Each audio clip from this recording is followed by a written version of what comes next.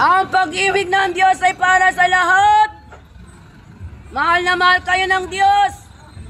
Ayaw lamang ng Panginoon yung mga kasalanan natin. Ang kasalanan na nagpapalayo sa Diyos. Kaya po napakahalaga ng salitang magsisi. Repentance! Magsisi! Yun ang aking sasabihin sa inyo kasi yun yung pinapasabi ng Diyos. Magsisi po tayo. Kahit kayo magalit sa amin, ulit-ulitin namin yung nasa Biblia. Ikaw at ako makasalanan, the Bible said. Ano po? Kaya magbasa po kayo ha. Para makita natin yung sarili, hindi reliyon. Magsisi po tayo. We are living in the last days. Nasa huling panahon po tayo. Anytime pwedeng bumalik ang Panginoon. Anytime pwedeng mag-rapture. Nasa kahirapan po tayo. Nasa kahirapan po tayo. Kaya po kailangan pasabihan kayo. Pasabihan ng mga tao para maganda. Yung kaluluwa nyo po. Yung kaluluwa nyo pinakamahalaga. Kayo po ay mahalaga sa Diyos. Ang kaluluwa nyo.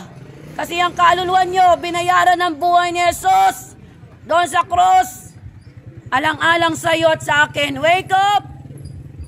Yun po yung katotohanan. Inihandog ni Jesus ang kanyang buhay doon sa cross para sa iyo at sa akin upang hindi ka itapon sa impyerno.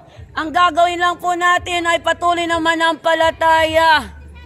Hindi mo na kailangang magpasa ng cross. Ginampanan na ni Jesus. Nagtiis na si Jesus sa cross para sa iyo at sa akin. Wala tayong gagawin sa panahon natin ngayon, kundi manampalataya. Manampalataya na si Jesus, ang Diyos, at tagapagligtas ng kaluluwa. Yun po ang ating gagawin para matanggap ang regalo na buhay na walang hanggan. May regalo po ang Panginoon para sa iyo at sa akin, buhay sa langit. Kaya lamang hindi ka makakapunta sa langit kapag hindi ka nanampalataya kay Jesus at hindi ka nagsisi. Yun po yung katotohanan. Kaya sa panahon natin ngayon, napakahalaga ng salitang magsisi. Magsisi po tayong lahat para matanggap ang regalo ng Diyos. Nasusulat po sa Biblia, maliban ng isang tao ay magsisi sa kanyang kasalanan, hindi ka pag-arian ng Diyos. Pag hindi ka nanampalataya, nagsisi, mamamatay ka sa iyong kasalanan. At dalawa lang naman na patutunguhan, langit, impyerno.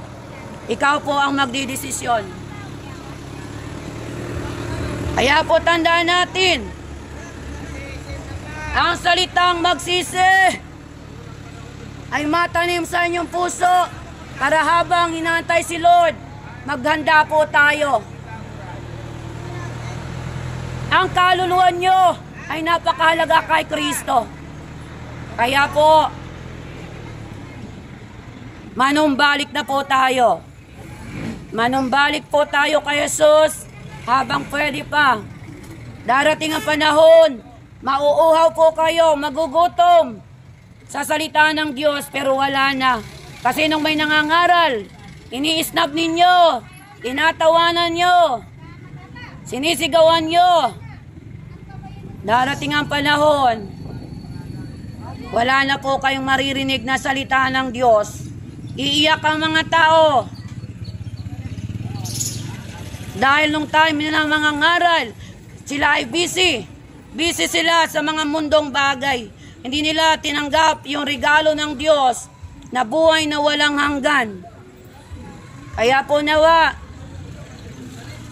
patuloy nating tandaan, si Jesus ang daan, si Jesus ang buhay, si Jesus ang katotohanan. Wala pong makakapunta sa langit maliban ng isang tao manampalataya kay Jesus, na si Jesus ay Diyos at tagapagligtas. Kaya po makinig ang may mga tenga habang araw pa. Pagdating ng panahon, huli na po ang lahat. Kaya po tanda natin, now is the day of your salvation. Come back to Jesus Christ. Repent from our wicked ways. Repent and be born again to see the kingdom of God.